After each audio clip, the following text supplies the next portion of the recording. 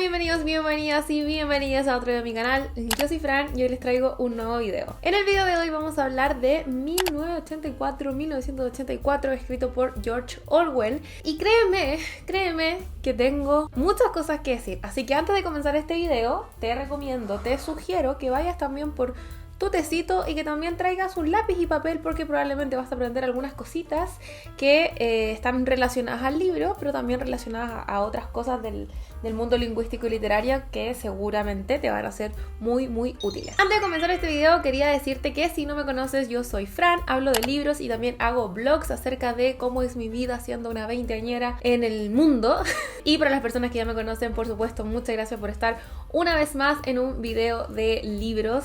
Y créeme que este video se viene bien sabroso, así que muchas gracias por estar. Y si es el primer video que ves de mí, te invito a que te suscribas para que puedas conocer un montón de videos que se vienen y todos los videos que tengo para atrás. Así que ya, después de tanta cháchara, ahora sí vamos a hablar del libro, que eso es lo que hoy nos convoca. Ok, antes de comenzar, quiero hacer una breve introducción acerca de lo que vas a ver en este video. En este video no voy a hablar tanto del libro en sí, o sea, no voy a explicarte cada una de las cosas que ocurren, no te voy a hablar de cada uno de los ministerios, no te voy a hablar de la trama en sí, sino que voy a tocar 3 elementos que a mí me parecen realmente interesantes y que quiero destacar. No son los elementos únicos que existen en el libro, hay más, pero son los elementos que a mí me parecieron más interesantes. Y obviamente antes de cualquier cosa voy a hacer un mini resumen general del libro. Obviamente tengo mi guión acá porque yo me puse aquí muy incisiva con las cosas que quería decir, para no decir cosas de más y no decir cosas de menos.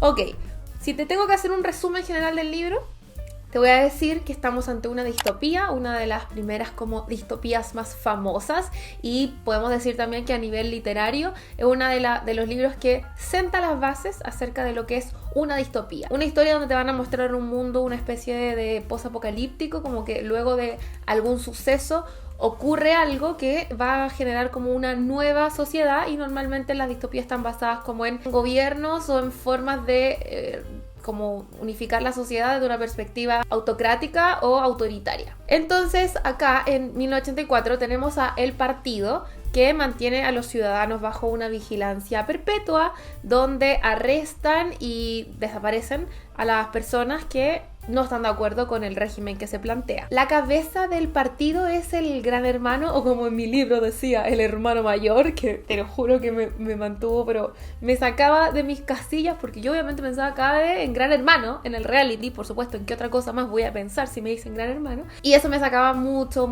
de onda, pero bueno.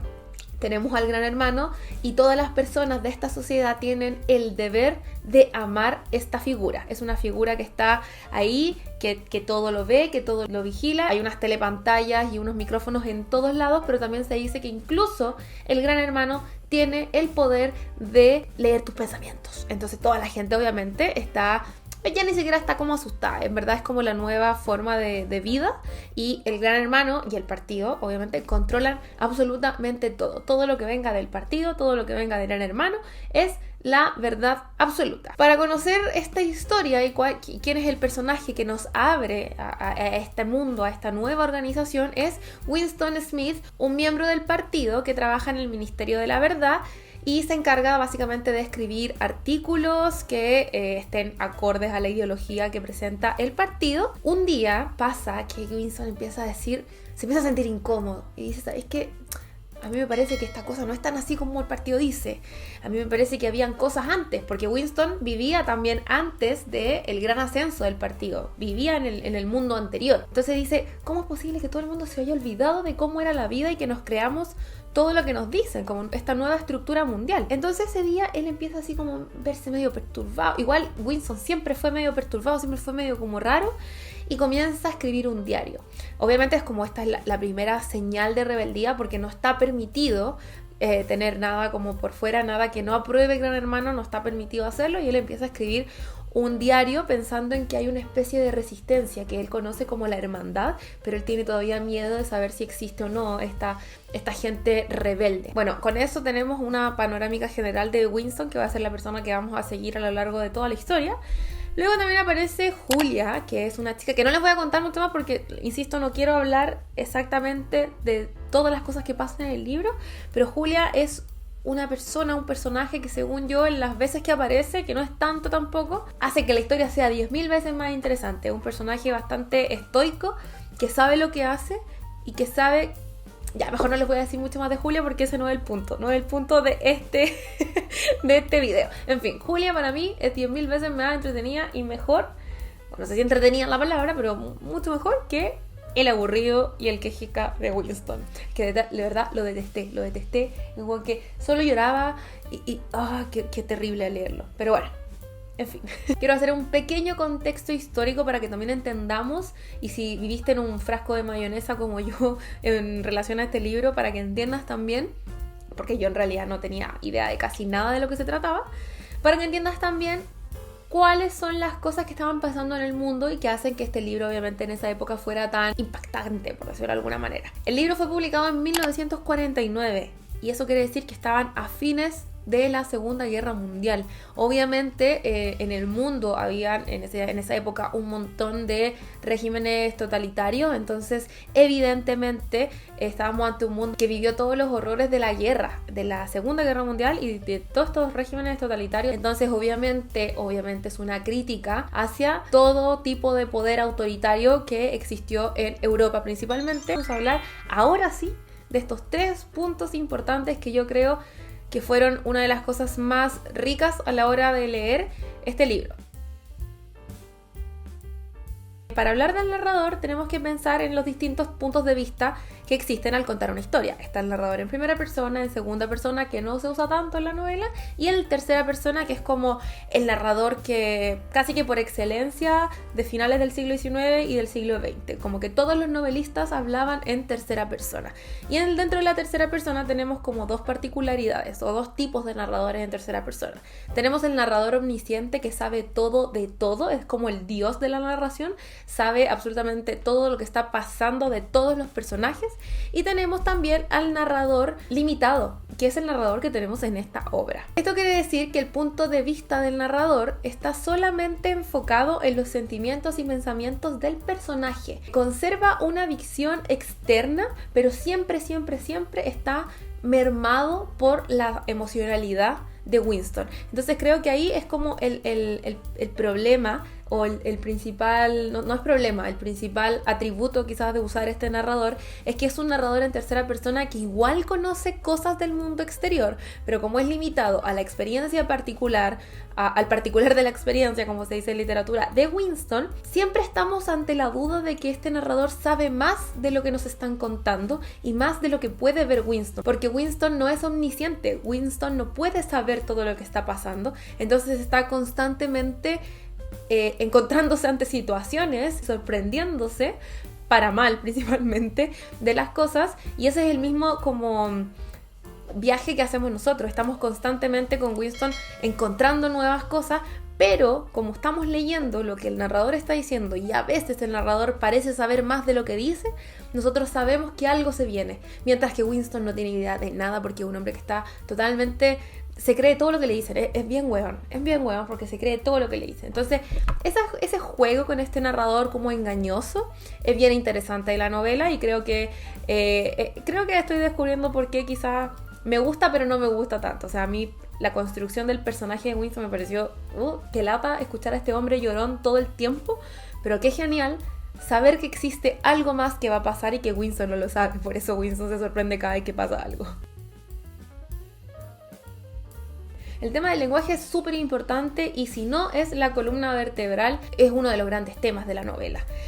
Obviamente reflexiona muchísimo acerca del uso del lenguaje. Esto es importante porque en la historia se presenta la construcción de la nueva lengua. Es una de las principales labores del partido. No solamente crearla, sino que mantenerla y actualizarla también, con el fin de que las personas puedan utilizar las palabras justas para decir lo justo que, por supuesto, le convenga a la imagen del partido. Y esto es súper interesante porque con este tema de ajustar el lenguaje para decir lo correcto, se puede conectar con una de las teorías lingüísticas como más famosas y más utilizadas en la lingüística, principalmente en la pragmática, que son las máximas del lenguaje de Paul Grice. Y ahora anda a buscar ese lápiz y papel que te dije al inicio porque vamos a hablar de lingüística. Llegó tu clase favorita de lingüística y te voy a contar acerca de estas 4 máximas del lenguaje, que me pareció súper pertinente conectarlas a lo que pasa en el libro porque literal es que son esas. Las máximas del lenguaje es algo súper importante en lingüística porque estructuran el principio de cooperación.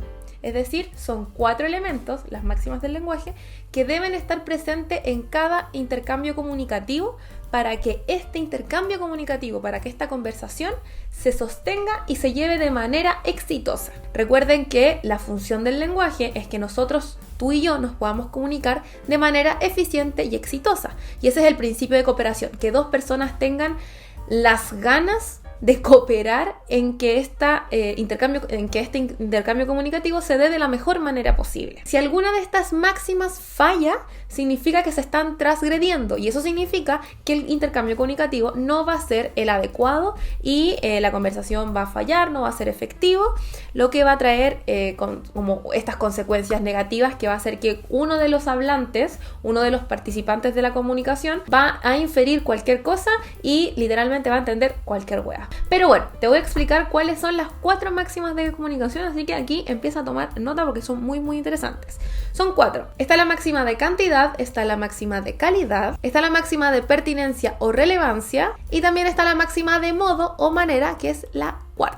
La máxima de cantidad significa que tú como participante de la conversación vas a dar la cantidad necesaria de información. Y aquí lo estoy leyendo textual a como te pueda aparecer en cualquier libro de lingüística, ni más ni menos. Siempre aparece eso entre paréntesis. Da tanta información como sea precisa y no des más información de la que sea necesaria. Yo callé siempre porque todo mi intercambio comunicativo yo hablo un montón de hueá hasta llegar al punto, pero bueno, así es la vida real. La máxima de calidad quiere decir que tú como hablante intentes que tu contribución sea verdadera. No digas nada que creas que es falso y no digas nada si no tienes pruebas suficientes de su veracidad. Máxima de pertinencia o relevancia, sé relevante. Y la máxima de modo o manera, sé perspicuo, es decir, sé claro. En el libro no puedes hablar con las personas de lo que se te venga en gana. Tienes que tener una razón por la cual tienes que hablar con alguien. No puedes dar más información de la que sea precisa y no tienes que dar más información de la que sea necesaria. Tienes que hablar lo justo y lo que convenga, porque cualquier conversación extraña el partido la puede escuchar, Gran Hermano la puede escuchar y te pueden desaparecer. No digas nada que creas que es falso, es decir, no puedes decir nada que no esté aprobado por las leyes del partido y no digas nada si no tienes suficientes pruebas de su veracidad. Como todas las pruebas de la veracidad de las cosas las maneja el partido, no puedes decir nada contrario a eso. Ser relevante y también se conecta como con lo primero de arriba. Hay conversaciones que son totalmente irrelevantes, por lo tanto no puedes tenerlas con tus compañeros o con tus camaradas, como se dice en la historia. Hay formas de decir las cosas en este nuevo mundo y tienes que seguir las reglas al pie de la letra y esas reglas son las que se están estableciendo en el libro dentro del diccionario de la nueva lengua. Porque ¿para qué vamos a decir más cosas con otras palabras, con otros sinónimos y con otros antónimos si podemos encontrar la palabra adecuada para decir lo que el partido quiere que digas? Así es como podemos ver las 4 máximas de Paul Grice dentro de 1984. Siguiendo con el tema del lenguaje, el lenguaje en esta obra es un medio para manipular la realidad. De ahí que el lenguaje en esta obra esté totalmente ligado al poder, porque ¿quiénes son los que tienen el poder? Obviamente los que manipulan el lenguaje. Y el lenguaje, no nos olvidemos, es discurso. Y acá quiero meterme con el tema del discurso en sí. ¿Qué es el discurso? Es un conjunto de enunciado de palabras con el que se expresa de manera oral o escrita algún pensamiento, alguna ideología, alguna idea en general. Y esto es claramente lo que hace el partido. Manipula los discursos, manipula la verdad. Y esto es un claro ejemplo de cómo la realidad puede ser moldeada por el lenguaje. Cuando siempre la gente dice el lenguaje crea realidades, bueno, se refiere también a eso, a cómo a través del lenguaje se puede generar una realidad, un discurso que se conoce como verdad. Y eso, díganme ustedes, no lo vemos ya actualmente en los discursos presidenciales, en los discursos políticos, con los discursos también ultraderechistas que se ponen como la verdad absoluta. No los vemos también en los debates de Twitter, donde todos tienen la verdad absoluta, o en las fake news, donde se va desarrollando y se va propagando un discurso que no es tan real, pero que hace parecer que sí, y a la hora de establecer estos como discursos, ocupan muchas falacias argumentativas, diciendo todo el mundo está de acuerdo, es de sentido común pensar tal cosa, es que todo lo que las feminazis dicen, existen distintas maneras, pero eso ya es otro tema de otro video para argumentar y para sostener estos discursos que tienen que ver también obviamente con ostentar el poder. Eso ocurre, ha ocurrido y va a seguir ocurriendo. Lo importante acá es estar conscientes del poder que tiene el lenguaje. Y eso es uno de los temas que Orwell revisa en este libro. Cómo el lenguaje es aliado o no aliado del poder o de la revolución, dependiendo de la perspectiva en la que mires todo esto.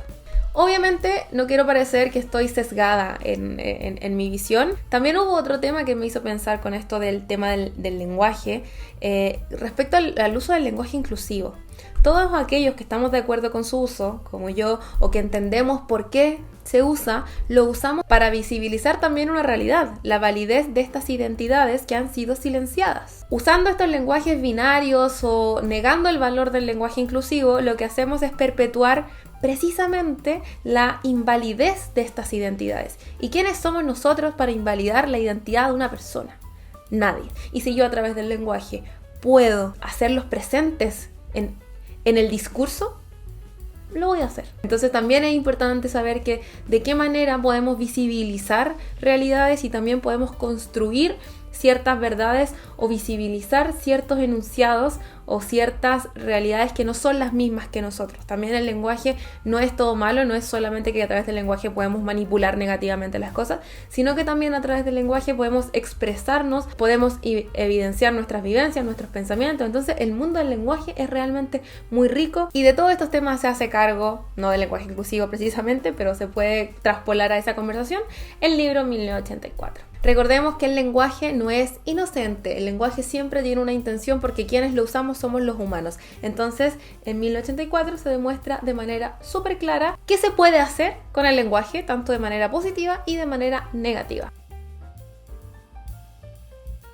Y el tercer punto, para ir ya finalizando, es el tema de la memoria. Y aquí quiero leer una cita del libro que es el que controla el presente, controla el pasado. El que controla el pasado, controla el futuro. Hay un resumen de un artículo que encontré en internet muy interesante que leí y que obviamente quiero compartir con ustedes. Y este resumen dice: en relación con el poder, la memoria puede ser construida desde el discurso. Esta puede ser usada y ejercida como verdadera o falsa según las necesidades políticas. El pasado y la memoria pueden sesgarse por medio del discurso, sin importar si pertenecen al ámbito de la verdad. Este texto se llama Construcción de la Memoria y Narratología en 1984 de George Orwell, que fue hecho por Cristina del Solar de la Universidad de El Salvador, así que les voy a dejar el link acá abajo porque en verdad está súper bueno. En el libro, la memoria es súper interesante, es un tema súper importante porque la memoria es un problema. Lo que hace el partido es manipular los hechos para generar una memoria colectiva falsa, porque Winston sabe que no es la verdad, no es lo que pasó cuando él vivió esto, pero que siga sumando, gracias a esta memoria colectiva falsa, sigue sumando poder al partido. Entonces por eso es tan interesante el tema de la memoria. Y es por eso que existen en el libro estos llamados agujeros de la memoria, que son una especie de como agujeros enormes donde se pueden arrojar cualquier tipo de prueba comprometedora, cualquier tipo de papel, cualquier pedazo de diario, cualquier libro, cualquier lo que sea que atente contra la verdad que está construyendo el partido. Cualquier cosa del pasado que active la memoria colectiva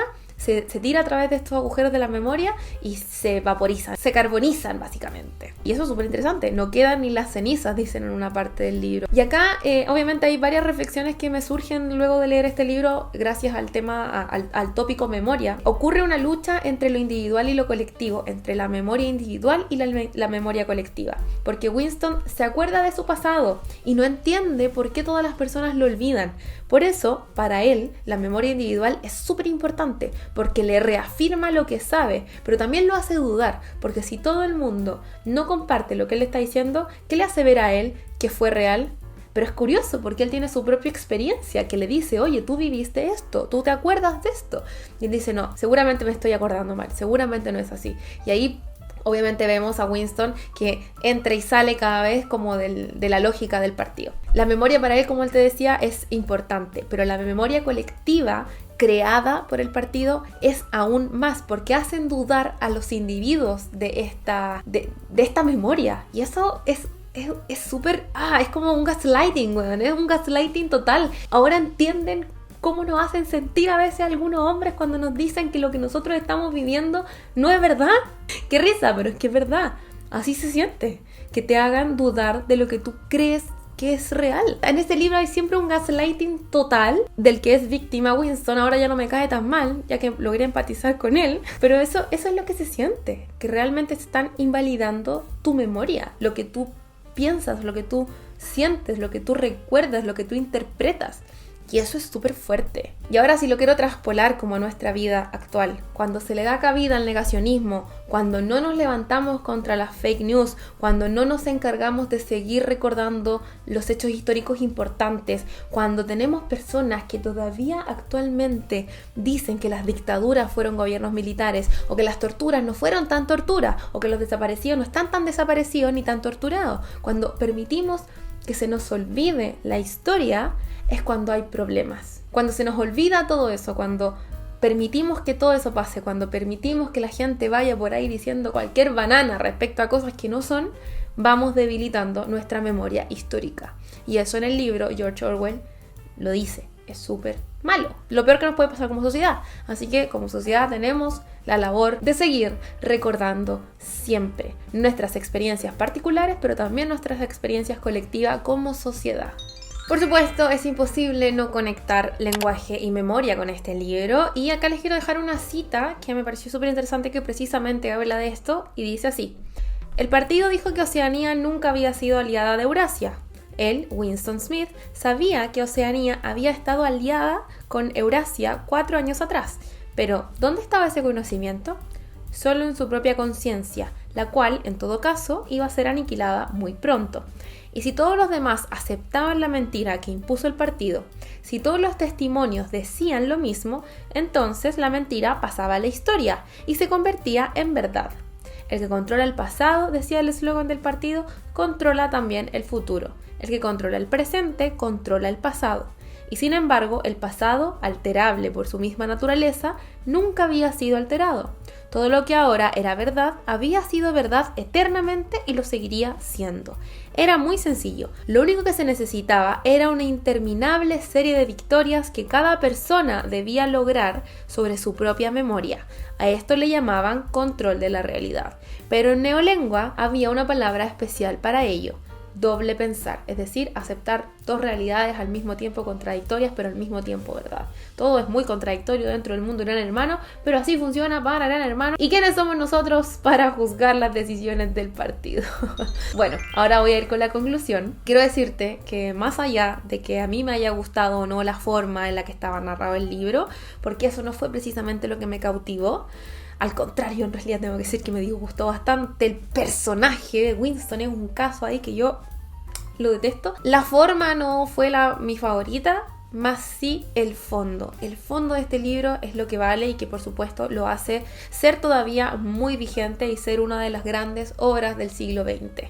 Las reflexiones sobre lenguaje, poder, memoria, todas las lógicas binarias que existen sobre lo que es verdadero y falso, sobre el pasado y el presente, sobre los buenos y los malos, todas las antítesis que hay, son lo que hacen que este libro sea una de las obras distópicas más ricas y más interesantes del siglo XX. Este libro, por supuesto, como reflexión general, también nos enseña a que debemos estar atentos a quiénes son los que manipulan las narrativas, quiénes son los que narran los hechos y entender por qué lo hacen.